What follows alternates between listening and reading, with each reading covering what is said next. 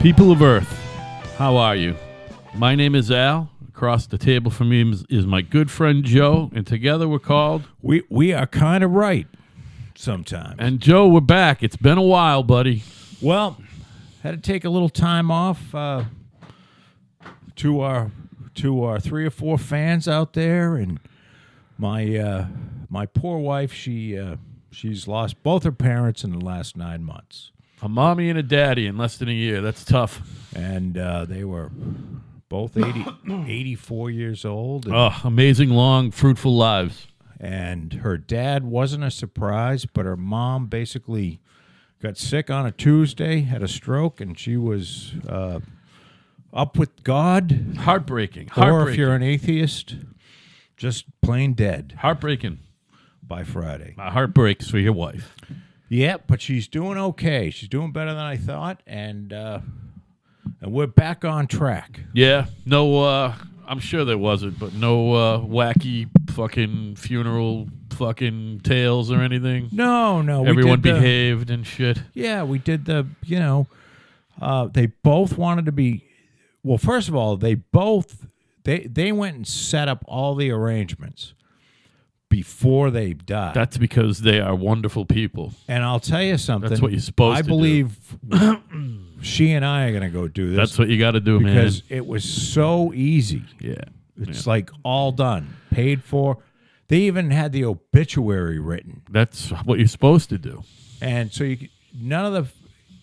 nobody had to do much of anything. Wonderful people. Wonderful, thoughtful people. And they both were cremated. Yeah. And they have cemetery plots, but for a cremation thing. Sure. And so there was a wake, but there's no body viewing, which they both didn't want. Was there an urn viewing? Or? Well, I guess you could walk up and see the urn. Yeah, like at Drunk Bob's. That's what the deal was. He was already in a box by the time. Yeah. So basically what they do, you make a couple of collages that show all their Right. That's pictures. standard these days, right? And then you walk in and you look at the urn. And if you want to do a little kneel and pray, Sure, right, and then right. you shake hands with the family, which I always think is horrifying. It's the worst. And I'm going to leave the wake part out. I just, if you want to have a service, fine. And then if you all want to go, Patty and I, her parents even bought us spots out there. Wow. I'm not even being funny. Is it the place for the urns? Is it in a spot where everyone else is a place for an urn, so they're like all real close together? Or is it in the middle of fucking like regular coffin sites? You know what I'm saying? I don't know. All the heads, the headstones are flush with the earth. You know what I mean? Sure. So it's like, now I don't know whether that's probably a smaller plot then. That answers. I don't know whether it signifies a cremation urn, but there's not. Pretty sure it does. Like the big headstones are over somewhere else. However, there's a good amount of space. Like when you walk down the row, it's not like there's 2 feet from. Okay, that's my question. You follow what I'm saying? Yeah. It seems like it's. Maybe you just still have to buy a regular size plot. It's just not. It doesn't really matter, and it's morbid. But certainly, if you could buy a big ass plot or 2 or 3 in a row and still get your shit buried there, you can have. You know what I mean? It's just real estate. You don't. It's just real estate. And you know what? You can buy as huge a plot as you want. It's a 99-year deal. Like, so you don't really have it forever. Oh, I didn't know that. See, that's how little I've looked into it. Well, you know what? I could be completely wrong, but I read about this a long time ago, and the new deal is that you don't buy your plot, you basically lease it for 99 years. After 99 years, they can just move your bury body someone else right where you on are. top of you. That's Yes. fine. That'll be fine. But then Probably what they'll end up having to do years, anyway is bring in some fill and fucking just start burying people on top of people eventually. But You know maybe what I mean? I could be wrong, and that could just be the way they do it at a few of them. All I know is as soon as we got married, my wife took out a life insurance policy on me at work that will get me buried. She's a good person. Good girl. Thank you, baby. You know what? I'm just saying it's sort of morbid to think about. Yeah. But at the same time, it made it so much easier on everybody. It's Nobody had to make any decisions. It was all laid out. I think that's marvelous. I mean, it still sucks. You got to go through the rigmarole of fucking getting dressed up, and you got people coming to fucking say they're sorry about your fucking mom. Yeah. And I'm sure it sucks. I can't even fucking imagine it. I don't know why. Who came up with this idea that the family members who are grieving have to stand there and listen to, I mean, there was a woman that came in and she must have, the line holder upper. She was talking to everybody for like a half an hour. Yeah, and it's like, you know what? Come through the line, say hello, and then you can pull me out of line later. Let's get the line moving. Just pull me out of line. And it was a 3-hour deal. Yeah. So, they were standing up there because I don't know whether I'm supposed to or not, but another brother-in-law wasn't. So I said, I'll sit down. Because, it's not my parent. I don't know what the right thing is. Patty didn't let it be known what she wanted you to do? Or did she say, do what you want? Or she basically said, do what you want. That's cool. That's because and she rules. I came up and saw her every once in a while and gave her a hug and shit like that. And while you were doing that, did you greet anyone who was in line while you were saying hello to Patty? That's fine. Know what the thing is? That's okay. I don't know who anybody is. Well, of course not. Yeah. So, they're going to look at me and go, who is this guy? Again, your wife... Well, then again, we just demonstrated her parents were marvelous people. Your wife is a marvelous person for not making. She is. You know how many women would make their husband do that? No, there's a lot of them. Wife. Not your wife. My wife is as close to perfect as she gets a woman, and I'm not talking. She's no pushover, by the way. What do you mean no pushover? She'll kick your ass. Oh yeah, yeah. That's what you mean, right? But what I'm saying is, if anybody's thinking that she's just this little dainty flower that doesn't say anything. No. This is a tough cookie. Woman. Tough cookie. But she is so from the mean streets of Munson, Massachusetts, son. But she's got some guy genes, I think. That she's like a guy in a lot of ways. Would she go to college? I never heard of her college. Springfield Technical Institute. That's cool. I got something. Yeah. Oh, so she went to school for exactly what she does for a living. Yes. All right. Yes. Right. Which we won't talk about. Right. Because it's classified. It is classified. So I'm gonna make a fucking weird fucking transition from that topic. You go right ahead, we need to. All I have to say is this, Joe, and tell me if you know what the fuck I'm talking about. All right.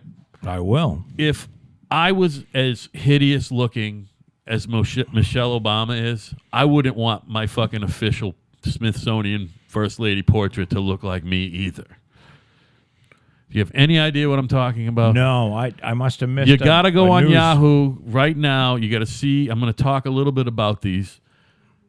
Now, first of all, Michelle Obama is not hideous looking. She's awful looking. Really? Yeah, she looks like the word that comes to mind is simian. Simian. That's the word that comes to mind. You know what I mean? Cornelius-like. Simian. I don't know what simian means. Simian is our fucking not so distant relatives of the fucking ape fashion. Well, now that could be construed as racist. It's not racist. She happens to look like an ape. She happens to look like a big monkey. I always thought she looked like a gorilla. Well, she's a really big girl. She is big and square She's an Amazonian, that's for sure. So this picture, I see it. It doesn't look that bad. That's what I'm saying. It doesn't look a thing. Look at the fucking thing. It looks like my 10-year-old fucking niece Lacey drew it. Actually, it's not. It's awful. This is the thing with the dress? Yeah, that's in the Smithsonian as their official portrait. Do you see his next to it? I don't think that looks bad, though. Look at his. And all I have to say is that explains his presidency to a T, as well as the person who did his. By the way, it's a pretty good likeness of him, but sitting in front of that fucking. What the fuck is it? Lily fucking Hedge or some fucking thing? Lily Hedge. I don't know what the fuck it is. I'm just going to. Have you seen Yahoo and Barack Obama. Oh, you still haven't seen his? You saw hers? I haven't seen his. I'm going to. So the thing is you got to look at it in the context of all the other presidents whose portraits are in the Smithsonian. And you go, yep, that explains him all right. Even Jimmy Carter is dignified. His fucking portrait is less than dignified. And apparently it was painted by a dude who likes to paint pictures of black guys cutting white women's heads off. So was it painted, was the person that painted this of African-American descent? Oh, yeah. And he hates white people, the guy who painted it, too. Well, I've noticed that there's a lot of that going on. Have you seen the picture yet? Yes. All right. Joe, it's ridiculous, right? Yeah. It's fucking ridiculous. And the leaves and shit. He was joking about it when they unveiled it. He's like, I wanted less white hair, and he wouldn't, and blah, blah, blah. But he kept... Oh! Do you hate when that happens? It's Yahoo. It happens to both of us, and it's always Yahoo if you're on Yahoo. Well, I don't know why. It happens on a lot of sites. Oh, does it? To me, they it's just only have to Yahoo. blast you with something. So I don't know where you found it, where I saw it, and then I had to go look more, and I found a place that had the last 12 of them, not in order, just in random order, in a fucking a 4x3 fucking thing, and his was in the middle of it, and it's like. It's amazing. Well, I said that Sean Combs, and I thought afterwards that maybe this would be construed as racist. Yeah. But he's got this. I was only talking about that with Michelle, not Barry. I was talking about... No, I'm talking about Sean Puffy Combs there, Puff Daddy or P. Diddy, whatever the fuck his name is. And he's got a look... like he could suction cup his way up Trump Tower with his mouth. Now, and I'm not being racist. It's just, his lips are all purted out. Yeah, right. Not like big, it's just. They stick out. They stick way out. And I think more so since the third or fourth facelift. You know what I mean? He's had a few? Oh, he's had many. I mean, so pull your skin back. Your lips go right out. You know what I mean? So if they're already fucking $1 billion pursed, or close to it. So he's a very successful guy. Listen, we're not crashing on P. Diddy or Sean Combs, whatever Sean. Well, he looks like a fish of some sort. He looks like a fish. Poor P. Diddy. Can I say that tonight is my first broadcast without bourbon? I saw a bottle of frozen vodka or something. Yeah, I brought vodka, and Seagram's is usually 18 or 19 bucks a handle. Why no bourbon? I think I quit bourbon. I think you got to go to the clear liquor. I'm on vodka now, and there you go. It used to be a bad deal, and now it's like the whiskey. Like you sound like just shitting blood and all that shit. You sound like Uncle Buck. Here's Al's deal. I have no idea about Uncle Buck. Tell me, Uncle was a Buck. drinker? Uncle Buck was. He was a drinker. If you've ever seen Uncle Buck was played by John Candy. It's a movie from 1988. 80-something, right. And he has to go over and take care of his brother's kids because his brother's wife's father had a heart attack or something, and she's a real kind of a snooty person. And he quit smoking, but he says, yeah, I'm on to cigars now. And then I'm going to go to that, then I figure I'll get some smaller cigars, and then I'll go to the nicotine gum, and then maybe back to smoking a little, and then, and in 10 years, I'll be all good. Right. And she's looking at him like he's a fucking moron. Yeah. So Al's trying to say that he's not doing the bourbon. Hey, I don't smoke anymore. He doesn't smoke. That's good. Since May 5th or something. And he's given up May bourbon 7th. For vodka. Yeah, no. I'm not saying I'm just saying no more. I think the whole amber colored booze thing I'm done with. So I think it's wonderful. It has nothing to do with me looking for compliments. I was just saying that interestingly, I usually walk in here with 2 shots of Fireball for you and a pint of whiskey for me. I do like the fire. I bought a little Fireball today. I saw that it was in the ice chest when I went to get my ice. All right, so I don't want to talk about work, but I'm gonna. So we got a little water in the basement down at Old Sandwich Road, okay? About 5 inches. So this morning, Wait, the one you already sold, or you got another one going? No. I got one down on Old Sandwich Road. Okay. Another one, yes. I got not the one that's sold. I got you. I I haven't been around. there. Go ahead. Good. We poured a foundation. Oh, I today. still have questions about Drew Road, too, but go ahead. So, at any rate, I had a whole list of stuff for the boys to do, Bill and Al. And not the Al in front of me. This is another Tuesday. Al. It's Tuesday. Billy's around. So I sent them down with 2 sump pumps, a generator, some cords so that they could pump the basement out. And then I had a bunch of other stuff for them to do. So around 3 o'clock in the afternoon, as I'm thinking that all the other stuff is getting done, I got a call from Alan saying that they had to wait 2 hours because one of the hoses was frozen that they took.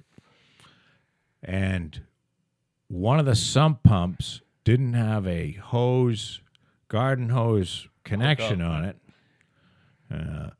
And that after they unfroze the hose, they got one sump pump running, so they were there until, so I'm like, 2 of them were there watching water drain for basically 7 or 8 hours. Oh, so when you talked to him, it was the afternoon. Okay. Yeah, 3 o'clock in the afternoon. I'm sorry. I thought it was still morning. And I said, so basically what you're telling me is you didn't go get another hose and an adapter, right? Which you could have gone down to the hardware store and been back in 40 minutes, right? Right. And then had 2 pumps running. Right. And you didn't think of, okay, well, we'll leave one pump running with the generator on and the framer was there and we'll go do the other shit. No, they just stayed there and they watched it. I mean... And I didn't know what to say. I didn't get mad. You don't get mad that often at those guys, do you? No, because Alan would You quit. threw him kind of a curveball today. It's a little bit out of the ordinary. That's all. It was just sort of weird. I looked at Alan. I said, Alan, you could have gone down to there's a hardware store right down the street in, it's a little ways, but it's down in on State Sagamore. Road. Oh, the other way. Okay. Well, yes, there's one up the other way. Yeah, that Aubuchon's a pretty good store too. So right on State Road. You could have got a hose. Yeah, they could have been there and back. If you paid $20 for a hose, I would have. That's fine. He knows that he has pretty much carte blanche if he buys needs something, to buy something, right? Yeah. And because their time's valuable, and there was a lot of shit that I wanted them to get done. Yeah, but they basically just stayed down there and. Well, Joe. But that's, you know what? That's just part of the deal. It is part of the deal because nobody's working full time, and you know what I mean? If they were working full time, they would have done the same thing. No, they would have done the same thing, but whoever you've hired to do it full time probably wouldn't have, is all I'm saying. Yeah, they would have. You think? Oh, yeah. Because I don't think people think at all. They don't adapt and all that shit. Although, listen. I'm trying not to make a big deal of this. It's not a big deal, and I'm not trying to push the issue. This is why I'm in charge. I'm kind of sticking up for them and sticking up for you. The reason I'm in charge the way it is because I wouldn't sit there all day and watch the pumps run. No, you would have gone to the fucking hardware store and made it happen. Sure 2 pumps were going, and if it looked like it was, if it was dropping like there's 5 inches of water and it took an hour and a half to drop 1 inch, I would leave. Well, I was going to say, what you would have done, in knowing that you had more shit to do, probably you would have got the thing sussed out in an hour and 15, taken 2 hours off, and then fucking said, you know what, what's next? I would have come home and maybe watched a movie. And said, now what's next, though? You would have called and said, what's next? Right. What do you need me to do? What did you need him to do after that? Hammer and a nail and shit? Well, there was a water heater that needed to be moved. It's been underneath that tent, and there was some stuff at Lowe's, and there was some stuff that they needed to bring, and there's some cleanup to do, and and the cleanup. The sad thing is, if Billy's the best at that, he's great, yeah. And Alan's sort of like out of the 2 of them, he's sort of in charge. And he's not. Alan's really not interested in cleaning shit up either. No, but he could have brought He'll Bill nail back some shit though, because only one person has to watch the pump drain. Right. You don't need two. Listen. So it's just. It's not a big deal. I think those guys, a couple of the guys, listen to the show. So let's just stop talking about everybody. Yeah, I mean it's just the way it is. You love those guys. Of course I do. I love them to death. I was in their shoes working for you. I know that you're but I'm just really easy to work for, and you're just really easy to work for, Joe. I don't get it. I don't get it, but that's okay. Listen, it's the path you've chosen as well. Believe me, you know what I'm saying. It's the path you've chosen. What? You've chosen to not work with the best people. Right. There it is. Is that what you're saying? I think that's a good, really nice way to put it. That's what you've chosen. The barely educated. The way Trump says, I'm working with the poorly educated. This is the way I used to say to it. I don't know if you remember my boy fucking Tim and Shady. That's not true. These people Alan's very bright. This was a Yeah. He's a retired firefighter. This guy's no dummy. I'm not even talking about them anymore. But I used to say to... There are a lot of morons. I used to say to my guys... in these trades. The ones that I was friendly with. And you know me. I had a couple guys working for me who worked with me for a while. And we were all friends. Sure did. And I used to tell them that they were all otherwise unemployable. Right. And I wasn't crashing because so am I. You know what I mean? Although it turns out I'm pretty employable right now. But you are. You're I'm going to get fired employable. soon, though. I made a mistake this week. Oh, I made a bad mistake, and I'm going to get fired. Hey, you know what I need? Yeah. Right outside that door there, and I'll continue talking. There's some water. I think it's seltzer water on top. If I could just have one of those bottles. And a plain seltzer, right? Yeah, that would be wonderful. I'm going to open it over the sink because you know what happens when you try to open a bottle of warm seltzer, right? It blows up all over the place. My father used to scream at me. He goes, "How many fucking bottles of club soda or fucking tonic water are you going to..." Because every time I would just do it. I think there was some flavored seltzer water out there. A cup of ice. You want it on ice? No, I just need like some water to drink, and I don't want to drink it out of the sink because I think it's piss. Yeah, no, I mean. So anyway, what the fuck were we talking about? Oh, work. Fuck that. Yeah, work. No, I'm all set with that. I tried to get you to talk about the Obamas, but you clearly. No, I mean, you know care. what? Here, I'll talk about the Obama. No, it doesn't matter. I have a little here. I'm gonna because I got some more. I got a little newsy shit, but I got a lot of me shit, and we don't want to get too deep into me. Okay, so yeah, let's talk about the Obama here. Yep. The Obamas, and this is me. Barack.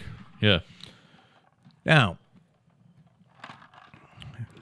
as anybody listening to this probably knows, Barack Obama was our president for 8 years. And one of the things that Barack pledged when he was running, and I want to make clear that when you're running for president, the things that you pledge to do once you get into office, often you find out, holy shit, I can't do that because, the country will blow up. Right. Because you don't have all the facts. But one of the things that Barack Obama did was he said, well, what we're going to do is we're going to close Gitmo. And Gitmo is the Guantanamo Bay prison where we're holding the terrorists. And basically we don't have a, when I say we don't have the people down there they don't have habeas corpus, basically. And habeas corpus is Latin for show me the body, which means they don't have a day in court. They don't have due process. So he was going to get rid of that. And he couldn't. And for various, probably got in there and said, well, we can let these guys go. And basically this guy's going to immediately go back. And I'm sorry, do you think as a lawyer, like 'cause he was, a fancy lawyer, with a fancy law degree. Do you think that he thought legally he could make that happen, or was he trying some maneuvers? Well, no, I think that he thought it was illegal. I think he believed it to be illegal. Right. Okay. And even though it's in Cuba, it's not on U.S. soil. So when it's ambiguous whether habeas corpus and due process follows to a foreign country, even if it's U.S. controlled, which is why they did rendition and shit like that, you know. So the thing is, he got into office and he realized that, you know, I can't do this, you know, because these guys are really fucking bad. You know, it's like knowing someone's really bad, but you can't prove it beyond a reasonable doubt because the evidence is tainted. You know, and if you know anything about the law, I mean, let's say the guy has, you kicked down the door, the cops went and kicked down the door, and they found all the dead people inside the guy's apartment with all of his clothes and shit covered in blood and the knives and everything. But you can't use that as evidence because you didn't have probable cause to go into his apartment. Right. Do you follow what I'm saying? So you know the fucker's guilty. Right. It's just you can't. So these people we knew did it. Right. So an interesting thing, and I was thinking about this. I heard about it, and it's something that I've kind of been. It's been sort of like, you know, simmering. Not simmering as in I'm pissed about it, but it's so basically the population of Guantanamo decreased as Barack Obama was in office. Okay. And one of the things that Barack Obama did, which I didn't pay too much attention to at the time, was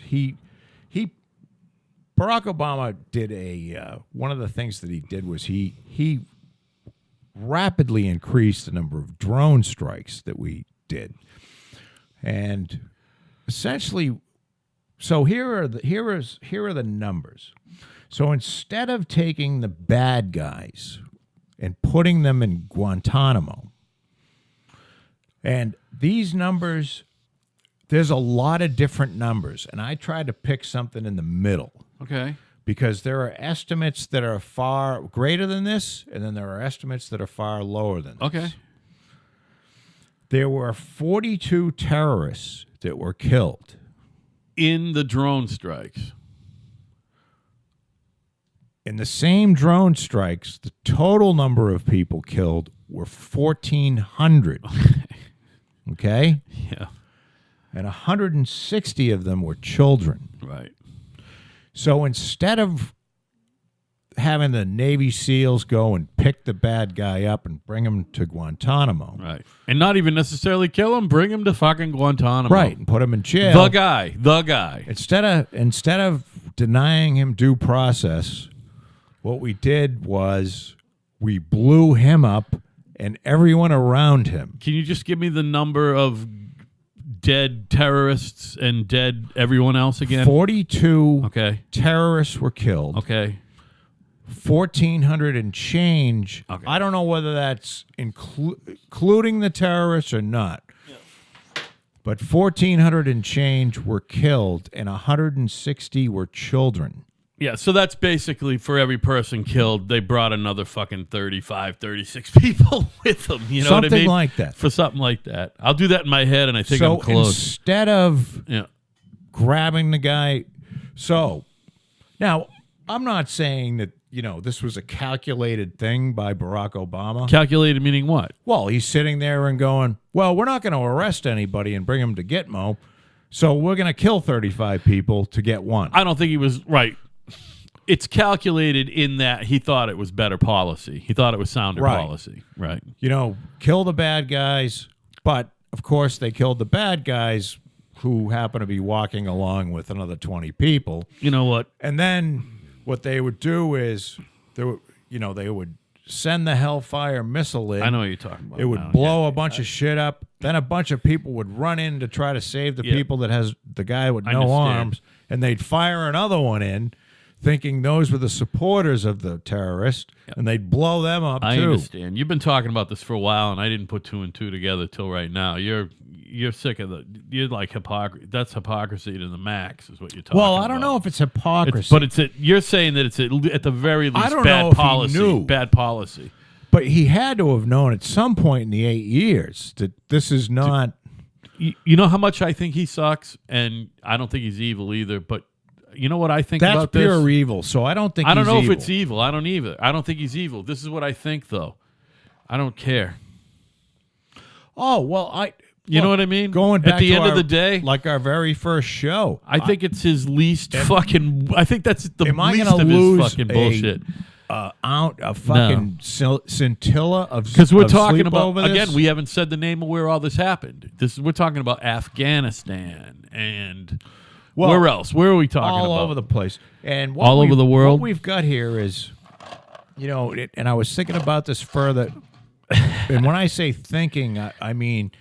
I was thinking about it as well as looking up, doing my Wikipedia research, which this doesn't make me correct.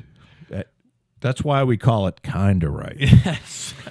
We really encourage you to go and do a little bit more. The original homework. name that you wanted to call it, sorta right, would be probably funny. Sorta right. Pretty funny for this instance. You know what I mean? Yeah. Joe, by the way, we didn't fucking drone bomb anyone in Western Europe, did we? No. South America? No. How about Australia? I don't think so. I don't think South America. China? We might have. China? No. Any of the Koreas? No. India? No, it's all Middle East. Oh, okay. So the other thing is that oh shit! I just lost my train of thought. Can you believe that? I'm sorry, buddy. I was making a good point. I didn't mean to throw you all the way off. Oh, I've been doing a little. Yes, I was saying I was doing a little research. There comes the big. So instead of getting a small bottle of bourbon, you got a half gallon of vodka. This will last me a month of shows. I'm leaving it here. No, that'll last you about. That'll be gone the next show. I mean, it's a 1.75 liter, son. I mean. So I was talking about. Oh shit! Well, no. you just fucking. This happens to me a lot. We were talking about the whole where did they bomb them shit, and then you said. Well, this is the greatest thing for the military. We call it the military-industrial complex. Right. Is to have perpetual war. And the terrorist thing is great for perpetual war because there really is no one state. Well, generally, the economy is in a good place during. No, that's not true either. It's just a total. In pre-modern times, up until World War II, I would say. It's a total money pit. You just throw money into stuff that just. Putting money into things that blow people up usually doesn't. Didn't World War II technically pull the U.S. out of depression? I don't know. Is the honest answer? I don't know. Would you believe me if I told you it did? I wouldn't believe you because you don't know. It was the You don't know for sure. It was the prospect of war that pulled the U.S. out of the depression. Look, the stock market dropped in 29. That was the crash. Right. We didn't get involved with World War II until like 41. Right, but the economy picked back up in 38, 39. It was 11 years later. Yeah, but the economy picked up back up in 38 and 39. As we know, the stock market isn't about what's going on now. It's about what's going to be going on. Well, I don't know. And the world was at war. We just didn't get in it. You know what? Let's not argue about that. No, I'm not going to argue with you. I do know what I'm talking about. I don't know. If you say that you know what you're talking about. Well, of course I know what I'm talking about when it comes to U.S. history. But you do a lot of declarative shit where I you will have admit no idea. Where I look you right in the face and tell a story and try to pass it off as the truth. This isn't one of those times. So I want to tell everybody, because tomorrow is Valentine's Day. Happy Valentine's Day, honey. Yes, you too. I didn't get you anything. Well, a few years back, a friend of mine, who was the guy that used to frame houses for me, Bob. His name is Bob, and I have a trailer that we throw trash in. And it's not Drunk Bob, by the way. It's formerly Drunk Bob. He used to be a drinker. I'm saying. I was down in Florida, and I called up and I asked if this Bob would go and take a trailer of trash. Oh no! Here we go. Down to a dump site that's in a few other towns. Say it's 20 miles away. Yet another telling of this fucking great story. Okay, so what he did is he took my truck, which is a diesel pickup truck. And he got this trailer, which has 3 axles on it, and he took it down to a place on Cape Cod, the town of Bourne. He dumped it at the place in Bourne, and he was coming back, and you have to go over a bridge to get to Cape Cod. There's actually 2 bridges, but he went over one of the 2 because you only have to go over one bridge at one time. So he went over the Bourne Bridge. And right before the Bourne Bridge, the state police, which if you've listened to the show at all, I hate the state police, the Massachusetts state police. I don't hate all police, but I hate this. These police are scum. So at any rate, he was pulled over. They have a truck team. What the truck team does is they inspect trailers and various things for, missing stuff and, lights that are out, safety issues. And he happened to be pulled over by a guy named David Palmer, Trooper David Palmer. And David Palmer, apparently, because I know a lot of guys that drive a lot of trucks in the area, is one of the biggest assholes that anyone... He is... And when I say the Massachusetts State Police, it's a broken organization. They're an organization of sadists, meaning they hire people that are like them. It's an institution that's broken. And when I talk about institutions are a thing that's not one lifespan. This started in the 1800s, and they sucked. And then they hired the most sadistic people, and then they continue to hire the most sadistic people. So my trailer was not up to snuff. Now, if the state trooper had said, you know what, Bob, who was driving my pickup truck, we have to tow your trailer because it's not up to snuff, and here's what's wrong with it, then there would be no problem whatsoever from me. But that's not what happened. What happened was I got a call from Bob, who... in the middle of being tortured. He was being tortured by this little... Now, when I say little, this guy was a little... Short. He's short. He's a short guy. He's a short man. He has some short guy issues. Right. Now, on top of that, I want to make note that the state police make an inordinate, a crazy amount of money. As a matter of fact, this midget state cop made $178,000 last year. Now, for anybody listening to this, you don't have to have a college degree to be a state cop. A lot of nepotism, and basically you have to be a sadist. So you get $178,000 in taxpayer money to torture taxpayers. By the way, he made that all well after this incident happened. Yes. So you've been keeping tabs on old David, is what I'm saying. Well, no, not pretty really. Funny, so this incident was 5 years ago, and I've been over. So essentially, long story short, what I did was I filed a formal complaint, but I also sent to the truck team location and to his station barracks On 2 different occasions, I sent a pink step stool, 2 of them, to each of the barracks, and then a few weeks later, I sent a party step-up stool is what you did. Well, no, it was a pink step stool. It was a little like a Power Rangers step stool, so that he could, when he pulled somebody over, he could step on that stool. Oh, all right, now I get it, and be able to look the driver in the eye. And I also sent to help out his job. Yeah. And I also sent him 2 sets, one to the barracks where he's stationed at and one to the truck team barrack. I sent him some elevator shoes. And for whatever reason, I was thinking about him, Al. Yeah. And it was Valentine's Day. And I said, I just have to send him something. So I sent him an 8-inch purple dildo. Oh, shit. With a suction cup on it so that he can stick it onto his chair and sit right down onto that. Oh, this was for Valentine's Day. Yeah, and it's going to be delivered before noon tomorrow. When was the last time you mailed him something? Last contact 4 or 5 years ago. Oh, boy. So he probably forgot about you.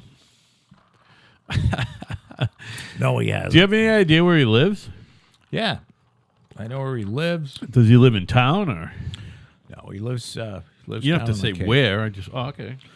But I just want him to know, because I believe that he's never dealt with anybody. I sent him a letter that you couldn't. You couldn't read. You couldn't read that on HBO. Yeah. Right. Yeah. You could read it on this show. You could read it on this show. But we can say whatever the fuck we want. And I don't want to go back and it's beaten. It's old for me. But I just want to say to Trooper Dave the Midget, if someday you listen to this show. So let me just get this. Don't treat people like shit. Yeah, don't treat people like they're fucking somehow less than you. You can't. But hey, he's a horrible little scum, and I hope he gets shot in the head. Right. Well, I really do. I hope he gets shot in the head. He deserves to die. He's clearly a douchebag at the very least. So we revisited that. Let me just revisit this quick. I know you got other shit to talk about. We got a lot of stuff to talk about. But speaking of revisiting, did you listen to fucking show 30? I did. I did listen to show 30. Did you laugh as hard as I did at it? I was laughing pretty good. Now, I wonder if people get turned off by... Now, have you noticed neither one of us have sweared at all during this show? The reason I brought it up, I didn't write this down to talk. The only reason why I brought it up was I had just said fuck, and it made me think that we haven't been saying fuck much. Right. Well, I'm just wondering if it turns... It turns Dave H off. Well, you know how every once in a while I get on a tirade and I say cunt like 77 times, and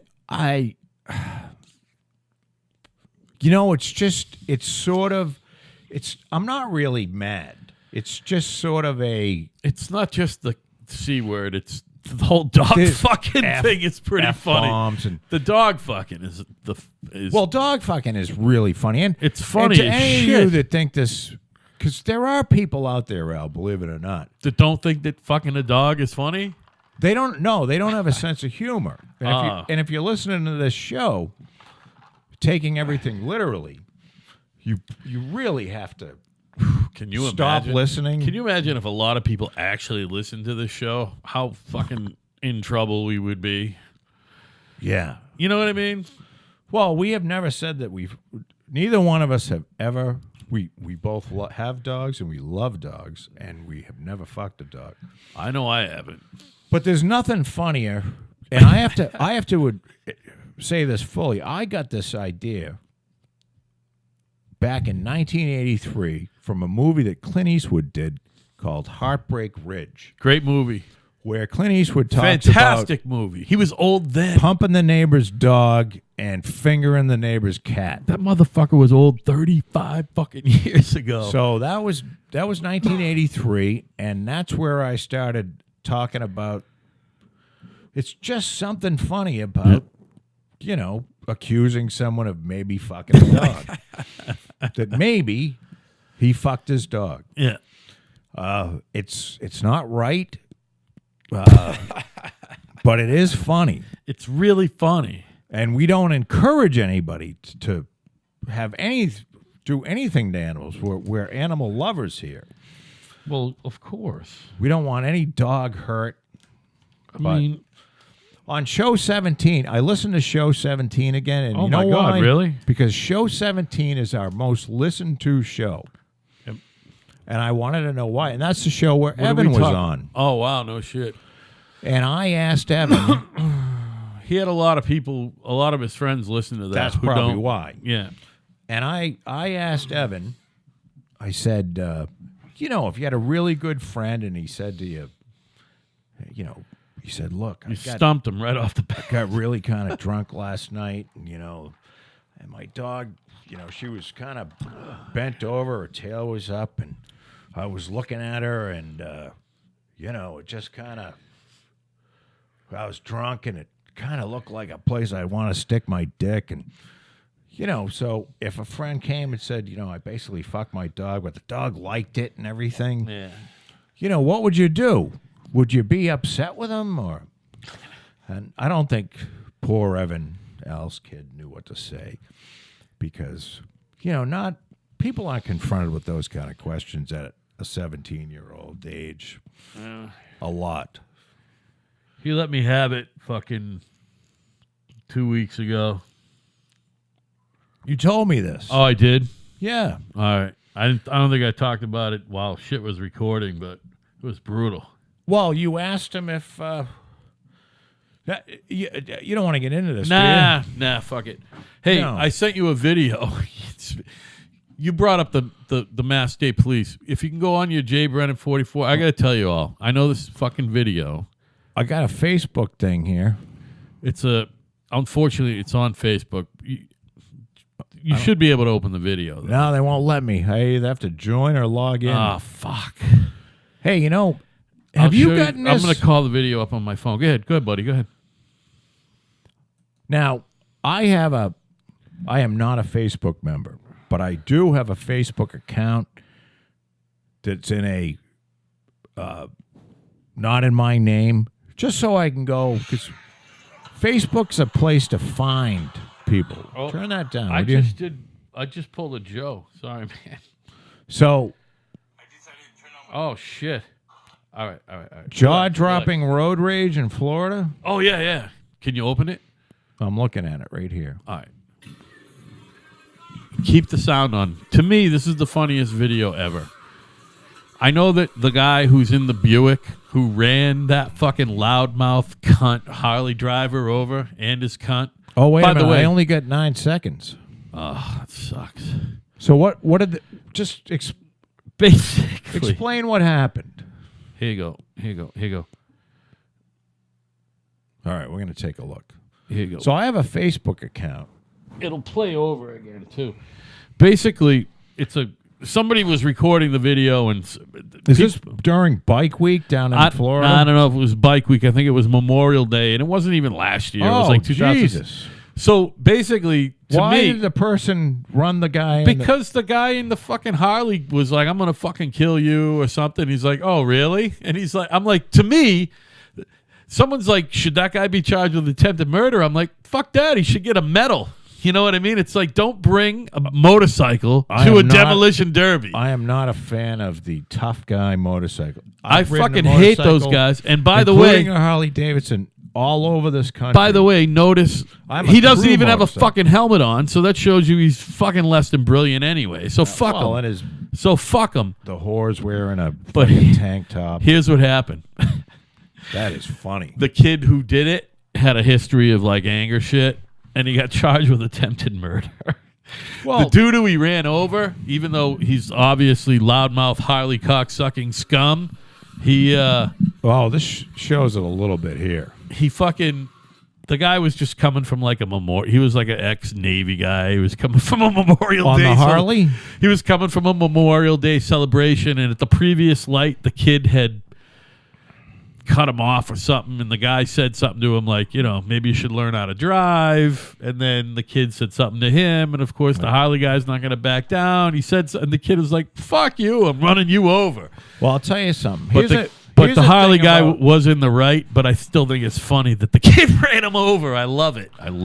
Now, I'm not talking about motorcycle gang members here, as Al talks about. I am. You guys suck. But I have been, there's three major. And you all lick taint. There are three major rallies in the United States that I know of. And maybe there's one in California that I don't know about. But these are very big, and they've been around for a long time. One is Sturgis, South Dakota. One is Laconia, New Hampshire. And another one is Daytona, Florida. So, big old triangle. Now, I've been to each one of those rallies a few times. What's the funnest, Daytona? No, I don't know. I like South Dakota. You do? Okay. Because the riding around is you cool. like, the ride itself. It's beautiful. Right. The ride to Florida fucking sucks, I'm sure. And it's once you're there, you're in Florida. It's flat and boring. Laconia is cool because it's close. So, now I'm not a rally goer. Right. I'm a You're a motorcycle enthusiast. I was a motorcycle. Yeah. I don't own a motorcycle right now, but I was a motorcycle traveler. And you're an astute observer of the human condition as well. I don't care about what kind of bike I have. I don't really care. I care about comfort. Right.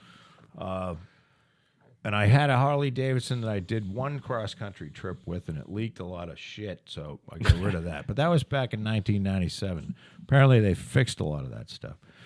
But I'll tell you, the biggest thing about and this is staying at a few hotels in each one of these places, and you watch these people, and now I rode from Massachusetts to South Dakota, and then on to Washington State. Yeah. From there. Now, all the way to the Pacific Ocean? Oh, yeah. Oh, no shit. In Washington State. Good for you. And then we went down south through Arizona and shit. Is that Seattle or? Yeah. It is. Okay. So the deal is there are people that say come from Minnesota and they put their bike into the back of a pickup truck and they drive there's two guys, and they either trailer them or put them in the pickup truck. They bring them to South Dakota, and then they put on this uniform of leather and various Harley Davidson fucking hats and bandanas and shit, and then they ride around with a scowl and look mean. No, they don't. And these people are the biggest fucking idiots. You're right. They suck. And they don't ride the motorcycle. Other than from their tent. Yeah, they ride it from their tent to the bar. Maybe they ride around. They probably put a couple 100 miles on the motorcycle during the rally. What percentage of the attendees of that rally would you say that? I mean, is it half and half? Half do what you did, half do what those guys do? No, I would say it's more like 70% are not. They trailer their motorcycle in. 70%. Okay. And I'd say 30, at all of these rallies? Yes. Daytona, Laconia, and I would South say Dakota. 30% are true bikers. All right, that's now, cool. You have the people. Please don't make fun. But you have the people like the Hells Angels and the Outlaws. They ride their motorcycles. Usually do they actually go to those? Oh, God, yeah. And they have no windscreen, and they ride like 14 hours, 16 hours straight through the rain. They're no fucking around. They are motorcycle enthusiasts, and they're pretty scary. And then you have people like me who just it's not the destination, it's the journey. It's kind of like a test. We've done a lot of. I've done 700-800 mile days on a motorcycle, and it's a long day. In your experiences out there, did you spend any time with people who were similarly experienced to you getting there? Like who were just doing it for the same reason you did it? A few, but not many. Yeah, because, and as a matter of fact, when you start telling people that, they're all surprised. How the hell can you do that? Yeah. Because it's a 4-day ride, basically, to Sturgis, South Dakota from here.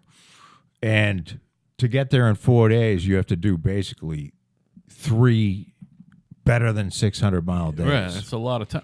Did you have a room out there, or did you sleep in a tent? No, we always had hotel rooms. Oh, you did? So how far did you actually stay in Sturgis, or like how far from the activities was your hotel room? There can't be that many hotel rooms out there. We weren't in Sturgis. Sturgis is a tiny little town right outside of Rapid City. Sure. We stayed in Rapid City. Okay.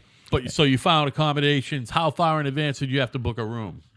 Like a year. Wow. All right. So that shows you there's not that many rooms out there. You know what I mean? Yeah. And then there's a place in Cody, Wyoming. If you've never been to Wyoming, or if you've never been to Cody, Wyoming, there's a rodeo every night. And there's a place called the Irma, which is a hotel that belonged to Buffalo Bill's daughter. Okay. And her name was Irma. And this is an old Western hotel. And it has a all-you-can-eat buffet and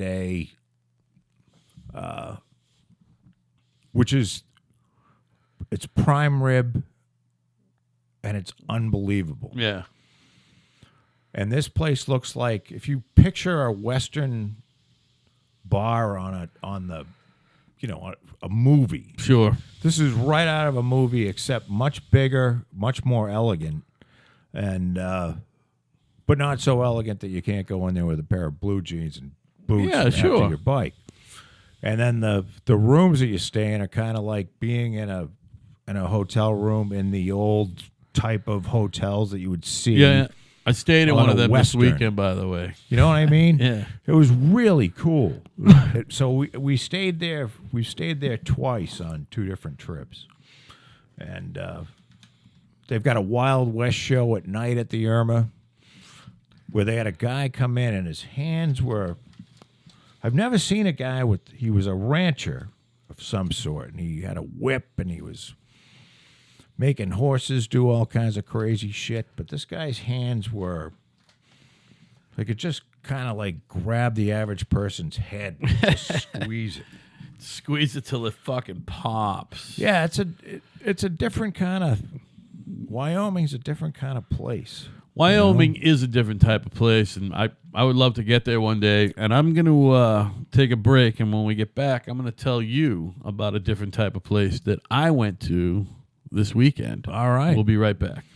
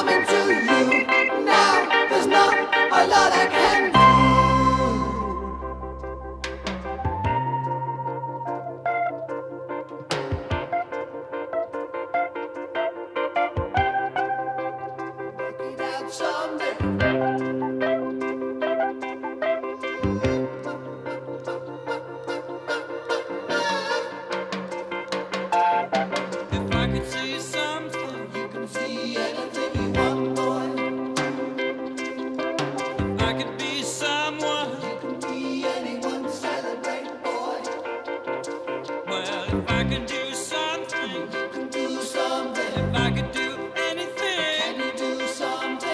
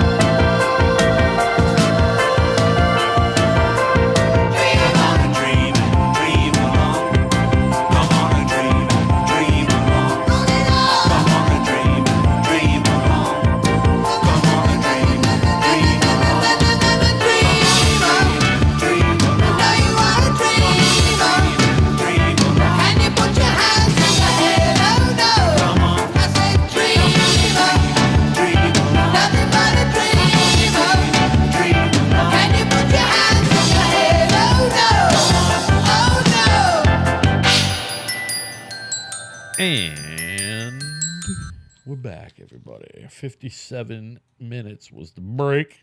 All right. So anyway, we were talking about locales, and I went to an interesting place this weekend. I went to Bangor, Maine to visit my beautiful daughter, Charlena, who goes to college in Bangor at Husson University. So I don't know. I had to put in. Don't be fussing at Husson. Yeah, I had to put in for a half day at work. Uh-oh. Remember when I could just take off whenever the fuck I wanted? Right. So I took I put in a month ahead of time, and I got to go. My lovely wife, Kat, did the same. So we left Plymouth at say 2, whatever the fuck it was. I actually came here because I had some items I had to fucking collect on the way, which, you know what I'm talking about. You know what I mean? This needed to come for the trip. And, yes. So we drive the fuck up there. It's it's a 4 or 5 hour drive, whatever. She insisted on driving, which I'm like, great. I napped most of the way. It is a good. It's probably 5 hours. It's 5 hours with. So the deal is we thought we left early enough that we could still go through Boston. GPS said no, and GPS don't lie, by the way. GPS don't lie. The one on the phone. If it says there's traffic, Google, there's traffic. If it says don't go through Boston, you go, and you go all the way through 128. You know what I mean? So we went around. We got up there. It was fine. We stayed in a haunted inn.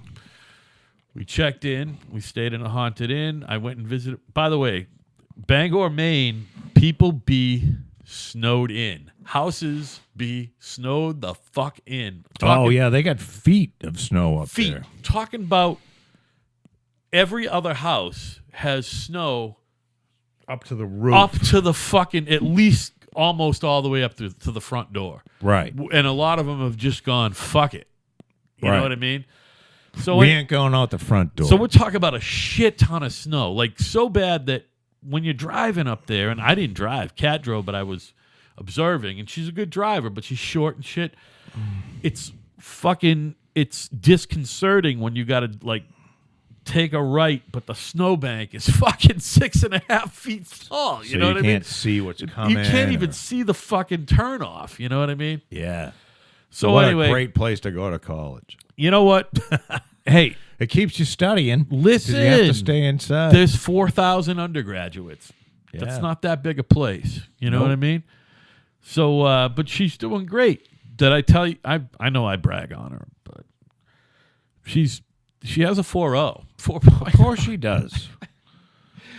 She graduated fifth. Did you expect anything less? She graduated 5th or 6th in her class of 96 in high school and was pissed. But now she's going to be first in her class of 1,000 up there. You know what I mean? Yeah. So it's nice. But anyway, we did art galleries. We went to Denny's for dinner. Did you go all the way down to Acadia? No. It's a long way. We stayed in Dedham, Maine, which is like 20 minutes southeast of Okay, so you stayed up towards 95. You didn't go way down. No. I mean, we were on Route 1. We crossed over Route 1, you know what I mean? There's a place in Bangor, and maybe do it with your daughter. Yeah. Take the airline road. Yeah. It's about 100 miles, and it takes you right to the New Brunswick border. Oh, okay. And, well, maybe not take it. Who knows? Maybe they paved the thing. But it's like a straight shot. Yeah. It's a dirt road when I took it. I did a motorcycle trip up to Nova Scotia. And I had a sport bike then. I was going like 130 miles an hour. Up 95? No, on the airline road. Oh, okay. Which goes between Bangor and Calais, Maine. Okay. Which is the border town into New Brunswick. On the south side of things. But it's like 100 miles of straight road with nobody on it. Right. And it was partial paved, partial dirt. So why I was going 130, I don't know. Well, because you're a fucking maniac, you know what I mean? Yeah, a little fucking crazy. I wouldn't go 130 today, I don't think. Probably like only 100. Hey, by the way, did you see that the fucking the quote-unquote Intel chiefs, they were they were doing some kind of fucking, I don't know, testifying, I guess, in front of Congress. And they're saying that Russia is still meddling in our elections. Yet, nobody can give me a fucking concrete fucking when and where fucking example of it, other than to say it's clear that I don't even know. I'll talk about this a little bit if you want. I want you to talk about it. That's why I threw it out there, baby. Now, we do a lot of, like, beating up on... Much more we beat up on the crazy left wing than the right wing. Because, actually, I don't know what the right wing does. The crazy right wing. Well, the real crazy ones, like David Duke, that's who I think when I think crazy right winger. Yeah, well, we're not... He's crazy. I guess if you're into the... And almost, you know what? Maybe Alex Jones, too. If you're almost Hitlerish, then... Well, then you're really a lefty. No. I mean, and you're on the crazy right wing, then maybe you don't need to say anything because they're fucking nuts. Right. So I've been trying to pay attention, and it's kind of stand back a little bit and look at this because we do a lot of picking out various people, and like I talked about Adam Schiff, and who's a bug-eyed fucking dog fucker. But I've been kind of looking at this on a big picture level, and of course this is politics. So the Russia thing, the Democrats feel. And when I say Democrats, I use the term lightly because being a Democrat is a good thing. Being a Kennedy-type Democrat is a good thing. If you're a moderate Democrat, you're a decent person. You're probably being a moderate Republican. You probably have very few things that you disagree with. Maybe a couple issues. Maybe you believe in abortion and the moderate Republican doesn't. But there's a lot of things you agree on. A non-issue. Yeah, there's a maybe you have a little. I don't know. It could be a few guns. It's not the craziness that we see, but one of the things that identity politics and. You have to understand that identity politics means when you start to say that this side, these other people, are against, people of race, and you start calling them all kinds of names where, like xenophobe, meaning they don't want anybody from any other country coming in, or a homophobe, they don't like any gay or lesbian people, or a transphobe because they don't like transgender, or a racist because they don't like black people, or a any kind of derogatory term that describes someone as being against some group. When that's your method, meaning you're just going to be negative and call other people names, and that's what you're doing to say, vote for us because we're not like them. Mm-hmm. That turned out to be Hillary Clinton was a shoo-in for this election, folks.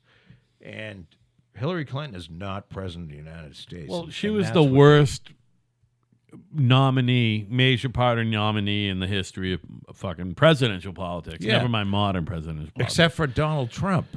Nah, because he was in the right place at the right time. Understand something. He wasn't the worst. She was.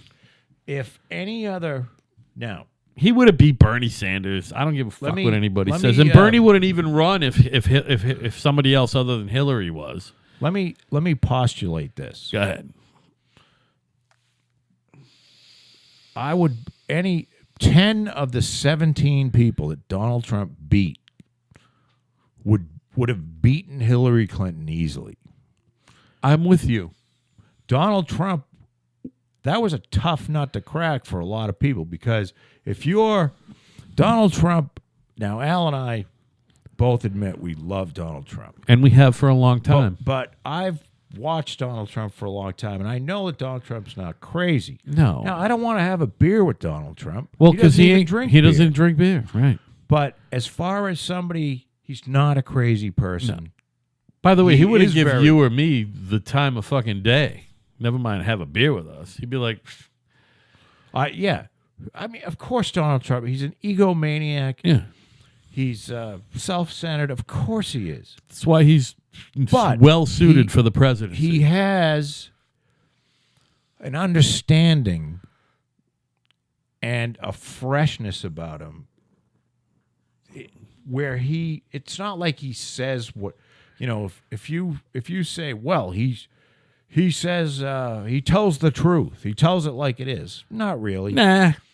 He lies through his teeth, but he's refreshing. Child rapist, by the way. Mike Tirico, he's the new Bob Costas of the Olympics. He's a fingerer. He's a known fingerer, and they fucking hired him. Sorry, Donald, you're on the Donald. So, at any rate, but Trump's in, Hillary lost, and the identity politics thing, which I hope I explained half. So, here's what I'm getting at. So,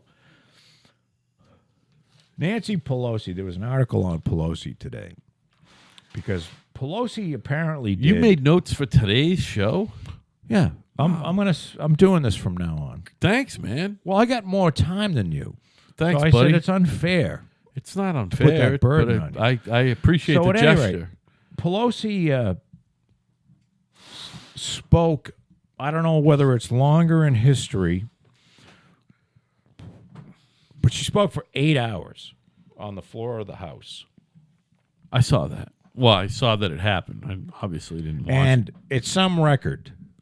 I don't know whether it's of all time, but it's a long time. 8 hours. And in fuck me pumps. Yes, and in 4-inch heels. And basically, she spoke primarily about the Dreamers. Now, you have to understand something. We're United States citizens. And when I say we, Al and I are. And if you live in the United States, I'm assuming you are. Now, the Dreamers... Unless you happen to be like my ex, and you're just like a lifelong green card holder. Or a green card holder. But you're in the States in some legal way. Yeah.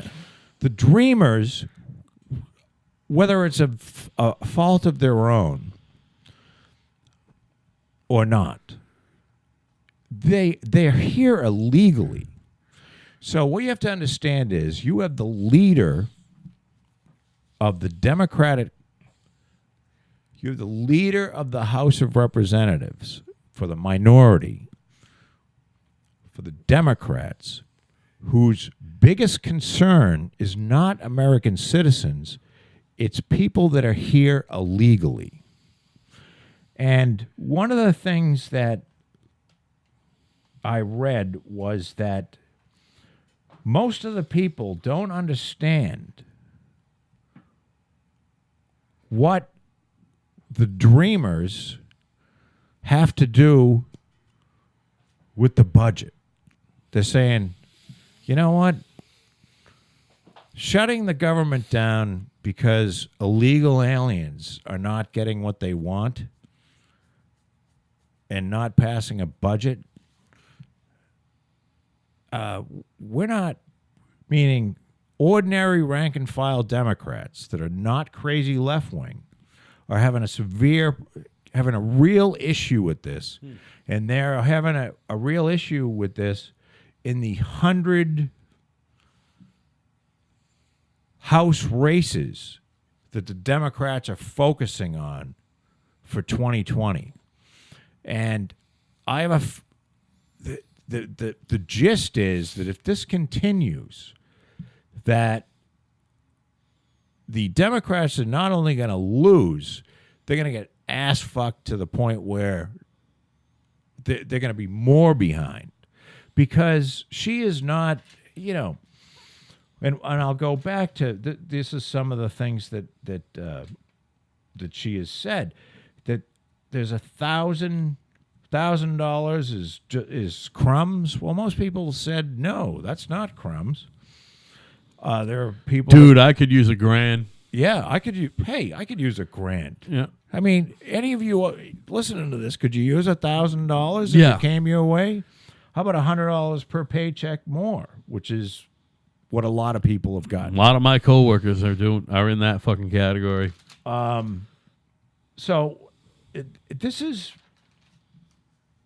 the kind of the kind of war that Nancy Pelosi, and when I say Nancy Pelosi, what I'm saying is this is the Democratic leader of the House of Representatives. They voted her in. Mm-hmm.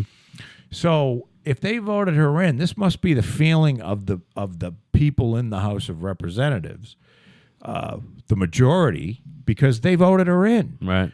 And I think it's absolute insanity. I mean, you're not going to... How are you going to do that? How are you going to win? And then, you know what? Jorge Ramos, who is he's the Univision guy. Jorge is from... he's Hispanic. Yeah. Well, but clearly. he said is... clearly not fucking Scotch-Irish. He's an American citizen. Yeah. God love him. But he said Trump, quote, change...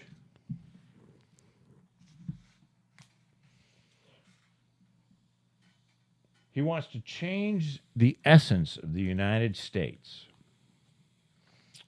Quote, and then, quote again, he wants to make America white again. And this is what Nancy Pelosi said. I mean, well, who doesn't? And sorry. now, guys. first of all, let's think about this for a second. That's racist. If you want to be, if you want true it's racism, fucking racist to say that. That is absolute racism. Yeah. No, it's against white people. It's like making fun of Catholics. I mean, you can get away with it because they're the predominant Christians, I guess. So the first thing about that statement is we don't have to make America white again. America is white. Yeah. 61% white. Right. So we are, as far as Jorge By the way, Nancy, is that all? We are white. Is that all? It's not. Obviously, you're prepared. 61% is 61% white. Oh my God, that's way down. Well, we've got more Hispanics than blacks. It's 13% black, and then it's more like Wow, 13. 20, and there's quite a few Asians as well. I was going to say, yeah. Now, as a white person, I'm not concerned about the country, turning if it turns turning murky. Meaning, if it becomes 50% people that are non-white, and white is not the. Listen, as long as the people in charge, as long as the people in charge are highly degreed and smart, that's all I care about. No, as long as the people that are here believe in the values that have kept this. Now, we are a very young country. Understand that. But young meaning the country itself is young, or the people who comprise it? No. The country is young. Still young. Yeah. Our government is very old. Yeah, I was going to say the country is young. You have to understand something. Our Constitution is the longest running. Old. Yeah. As far our as government works, go. Of course. So as long as the people that are in the country believe in the Constitution and believe in you don't have to believe in how the Constitution was formed. I mean, granted, the Constitution was formed and it said that 3/5 of a black person. And technically, we're not a democracy. We're a democratic republic, or whatever the fuck. We are a republic. We're democratic. We have a representative republic. Representative democracy. Right. So Jorge Ramos says this, and what kind of traction does Jorge think that he's going to get with this? I mean, does he think that he's going to win over? I mean, he's already got the people that hate Trump already. This isn't even this doesn't have anything to do with Trump, quite frankly. It has to do with if you're a white person. Now, I'm not hurt because as a white person, you don't ever have to think about your race. Right. If you're black, you basically have to think about your race Every waking moment. Yes. You owe me a Coca-Cola. Yes. Because you have to wonder if you're going to, it must be awful having to think about your race all the time because you're going to be judged. You're going to walk into a store and the Korean person is going to follow you around. What a fucking nightmare, right? Waiting for you to steal something. Yep. You're not going to you got to wonder whether a cab is going to stop. Yep. These are things that I have never had to worry about in my life. Nope. However, that doesn't change the fact that when Jorge Ramos, who is from some country that of Spanish origin, who wants to make it and like it's a negative, make America white again. Now, America is white. Mm. And let me say this. And this is a fact. This is not me saying it. The world is run by white men. It is. Think about it. Look around. Look at the color of the people that run the world. They're white. Even the Asian people are white. Yeah. So I don't know what Nancy Pelosi or Jorge Ramos think. The other thing I've got a topic that I think we're going to do on Thursday, but well, get into it now, baby. Go ahead. Well, the topic is basically, and we're going to expand on this, but we're going to do this Thursday. Okay. Because it's too long. Yeah. This will be a whole show. And it's basically on Thursday, we're going to talk about, are we born good? So we're going to talk about that on Thursday. And there's a lot of stuff I got here. Are we born, are human beings, are we good? Are we evil? Are we taught to be good? Would we just be animals if we didn't have any teaching? Right. Well, that's a teaser because you got me peaked. I can do an hour on that myself. But we're going to talk about that on Thursday. Yeah. Another thing that I wanted to get back, and this circles back to what you started talking about, which is the Russia thing. Yeah. Now, the Russia thing is 100% political. And I want to say to anybody that's listening, all three of you out there, that, this is corny, gets to be corny, but this is our government. If you're an American citizen, you have a stake in this government. You get to vote. It's your government. These people that run the intelligence agencies that take home a taxpayer-paid paycheck, you have to understand, one, they don't pay any taxes because you put the money in. If you work at a job that creates something, you put the money in, they take the money out, and then they give back, say, 40%, but there's still 60% light. These people don't create anything. Now, that doesn't make them bad. Makes them useless. No, it doesn't make them useless, but it makes them wholly owned by you, the taxpayer. These are government people. It's your government. So what interests me is the new phrase is, because there's a new phrase all the time. The new phrase is, as long as it doesn't compromise sources and methods. Have you heard, how many times have you heard that lately? You know what? I haven't. So go ahead. Explain that one. I have heard you can't compromise sources and methods, meaning sources and methods are in the spy, and the FB there. Sources and methods are, if you're going to release a classified document, you don't want to reveal a source, meaning, some Muslim person who is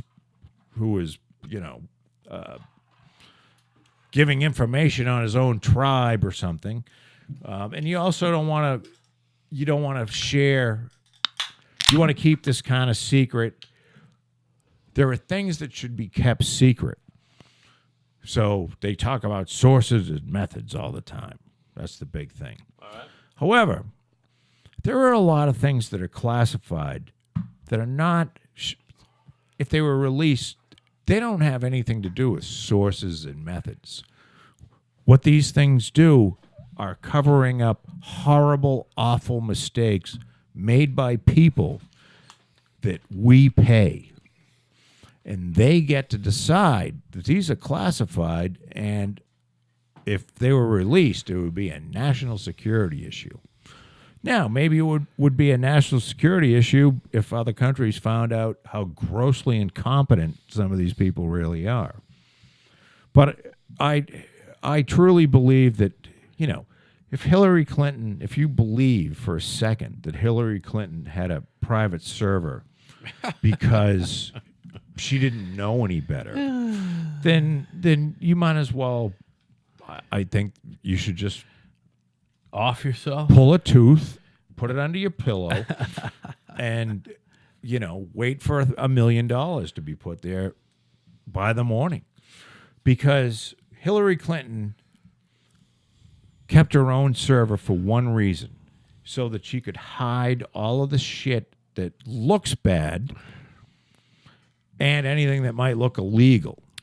And Isn't it evident that they fucking got like some fucking money out of a uranium deal? Isn't it fairly fucking obvious? It's fairly obvious. There's two things that are fairly obvious. One is they had classified information on that server that shouldn't have been there. And that's enough felony. Right there, yeah. And where intent comes in, I don't understand.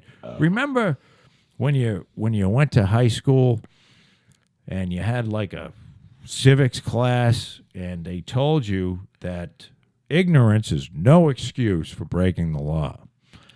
So now all of a sudden we have an FBI director who stands up and says, here's all the things this woman did that are fucking illegal, but she didn't have any intent. So what does that have to do with it? She broke the law. Well, I mean, does it say you have to intend to break the law? Is that how it works? Well, I mean, he's clearly a fucking crook himself, by definition. You know? And he's uphold your fucking office. Well, and he's turning out, yes, he's partisan, and they were so certain that Hillary Clinton was going to win. And this is what I've read. It's my Wikipedia research. I got you. And I firmly tell everybody, please, you can go research it further.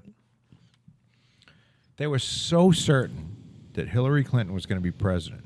They meaning James Comey, the right. FBI. Because Hillary and her people were. Were they convinced? Was. Okay. I thought Hillary Clinton was going to win. It's documented. I thought so. You know what?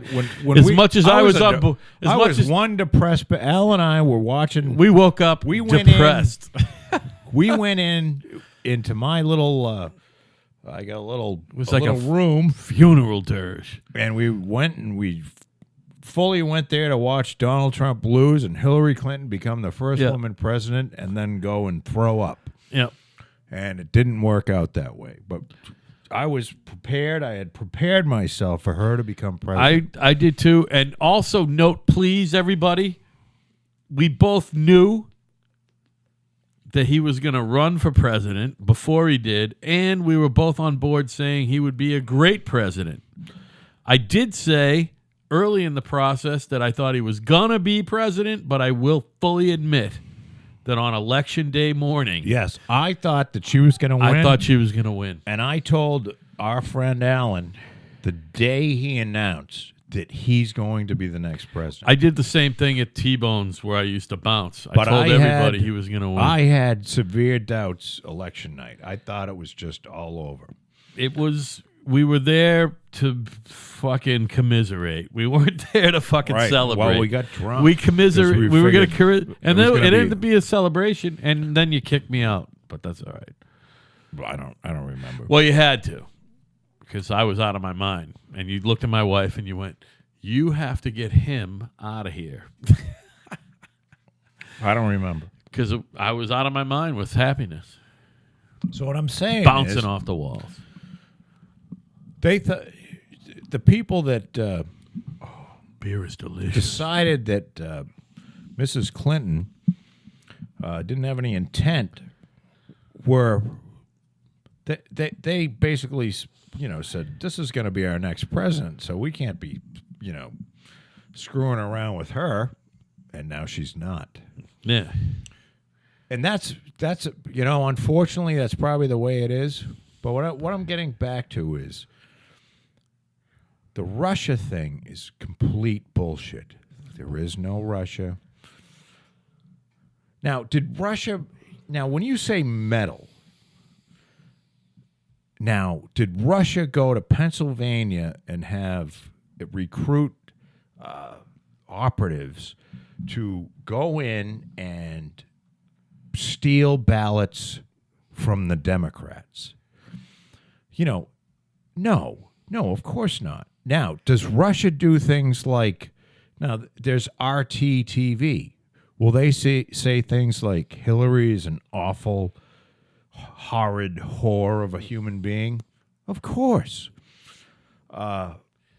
Did they maybe steal some, although WikiLeaks, for whatever you want to believe, they said they did not get the Podesta emails from the Russians. So, we're talking about the people that they got the Snowden. No, they didn't get Snowden. Who did they get? Oh, Bradley Manning. Yeah. And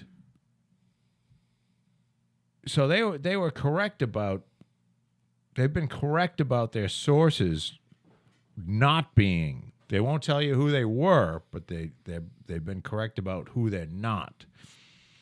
And they said they got the Podesta emails not from the Russians. But if you think that getting the Podesta emails is meddling in an election, meaning the Russians got a hold of that John Podesta is a scumbag who works for Hillary Clinton, I think that's, to me, that's part of the, that's airing out laundry that we should know. I think that whoever hacked the DNC, which, by the way, I want to note that when the FBI went to the DNC and the RNC at pretty much the same time and said, we have reason to believe that you are being, there's attempts to hack your stuff. The RNC let the FBI in and let their specialists in to prevent that from happening. The DNC did not. And they didn't do so because they had the whole fucking thing rigged against Bernie Sanders. And that's what happened when they outed the DNC. So wouldn't you rather know as a citizen that the Democratic National Committee, who is supposed to be completely impartial when it comes to who wins the primary, was in the tank for Hillary Clinton? I mean, that's information that you should know. So let's say the Russians got that information and let it go, released it. That's information that you should know anyway. Yeah, right. These people are fucking criminals. So if that caused her to lose the election, well, she should have lost the election because she's a fucking crook. Right. And that poodle-haired, by the way, they would have won whore. That fucking thing anyway. You know what I mean? The election? Yeah. The nomination. I mean, Bernie Sanders is fucking a lightweight. at best. Well, I don't know. He gave her a lightweight at best. He wasn't going to win. He's the no nomination. fucking Bill Bradley. We'll put it that way. And Bill Bradley got his ass kicked. He wasn't going to win the nomination. Yeah, Bill Bradley might have beat her. But you know what? Years ago. But. They knew he wasn't going to win the nomination. Yeah, right. So why do you have to rig it? Yeah, right. They're so It's almost slimy. like the whole thing, like, why you got to lie about that? Right. You don't need to lie about that. Why lie? Yeah. Oh, it took me 35 minutes. Right. It was a 35-minute flight thing, right? from California to New York. Yeah, yeah. No, that's impossible. Oh, no, it was. Right. This is Hillary Clinton telling you. Yeah. And you're going, well, why don't you just tell me it was 6 hours? And then we're fine. Yeah. Like they were going to win anyway. Yeah. So why did they have to purposely rig it against Bernie Sanders? I mean, they had way more because they're awful delegates. People. They're so fucking horrible. It has to. It they had have to go after the 74-year-old guy from Vermont. Yeah. Who's a a democratic socialist. It's just. It's almost like, maybe if you guys don't go through all that bullshit and put all your energy into that, you might have actually got fucking elected, you stupid cunt. Yeah, and I don't think there was any cohesion between most of the Democrats, and that's another problem. I mean, you've got, like I was talking about earlier, you've got people that are moderate Democrats that are like, hey, listen, I want to be able to feed my family. Yeah. If my daughter wants to have an abortion or my wife, I want that to be able to happen. Yep.